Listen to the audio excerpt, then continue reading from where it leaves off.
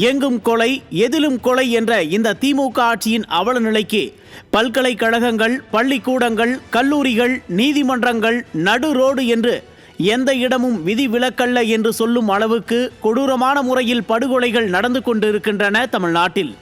இது என்ன தமிழ்நாடா அல்லது கொலைக்காடா?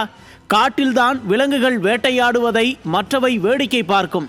அதைப்போல எந்த இடத்திலும் அச்சமின்றி குற்றச்செயல்கள் தொடர்ந்து நடைபெறுவது இந்த திராவிட மாடல் ஆட்சியில் சட்டம் ஒழுங்கு மீள முடியாத அளவிற்கு படுபாதாளத்திற்கு சென்று விட்டதன் அத்தாட்சிதானே இது.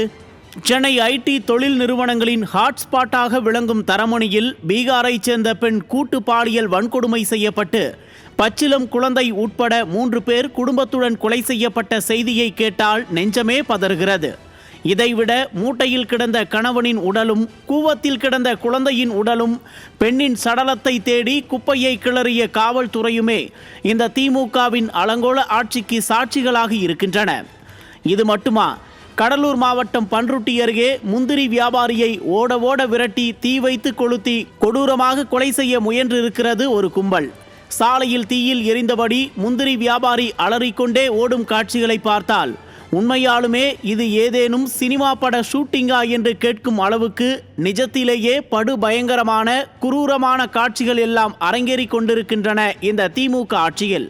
இப்படிப்பட்ட கொலைகள் நடந்தும் கூட இன்னும் மௌனம் காத்து கொண்டிருக்கிறது இந்த திராவிட மாடல் அரசாங்கம்.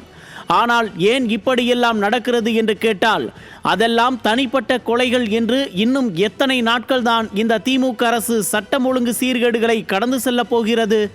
நிர்வாகத்திறன் துளியும் இல்லாமல் சட்டத்தின் மீதோ அதை காக்கும் இடத்தில் உள்ள அரசின் காவல்துறை மீதோ குற்றவாளிகளுக்கு அச்சம் அறவே இல்லாத அளவிற்கு சட்டம் ஒழுங்கை கண்டுகொள்ளாத முதல்வர் ஸ்டாலினுக்கு தன் கடும் கண்டனங்களை தெரிவித்திருக்கிறார் எதிர்க்கட்சித் தலைவர் எடப்பாடி கே பழனிசாமி. திமுக ஆட்சியில் தினசரி அரங்கேறும் படுகொலைகளை ஏன் கண்டிக்க கூட மனது வரவில்லை ஸ்டாலினுக்கு? தமிழகத்தில் சந்தி சிரிக்கிறதா சட்டம் ஒழுங்கு பிரச்சனை? என்னதான் செய்து கொண்டிருக்கிறார் காவல்துறையை கையில் வைத்திருக்கும் ஸ்டாலின்? திமுகவிடம் இருந்து தமிழ்நாட்டிற்கு நிம்மதி கிடைப்பது எப்போது என்பன போன்ற பல்வேறு கேள்விகளுக்கு விடை தேடுகிறது இன்றைய நியூஸ் ஜே உரிமை குரல் நிகழ்ச்சி.